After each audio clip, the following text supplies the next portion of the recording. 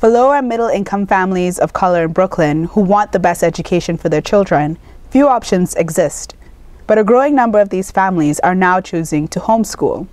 Our decision was really about him being unhappy and uncomfortable in conventional school. He'd had some really negative experiences in not one but two middle schools here in Brooklyn. The first one was like really awful bullying that went on, and the school administration was very lackadaisical about handling it. Upper class families have an easier time homeschooling than the Figueroa family. Things are tight. There's a mortgage, there's a kid in private school because we're not homeschooling both yet. And there's normal, living expenses. You'd like to be on take a vacation, travel, things like that. It's tough.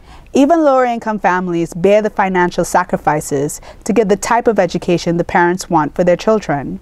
These Rastafarians choose homeschooling to teach the values and cultural history they didn't get in school.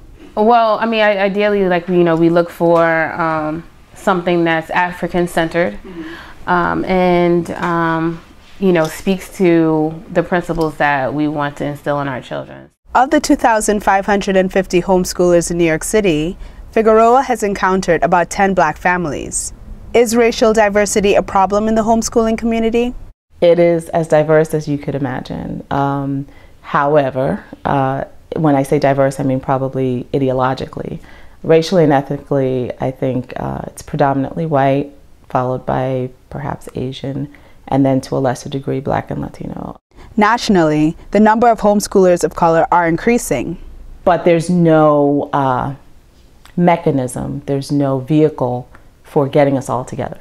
So we end up in the larger groups, but you're usually the only one or one of not even a handful, one of two or three in the room.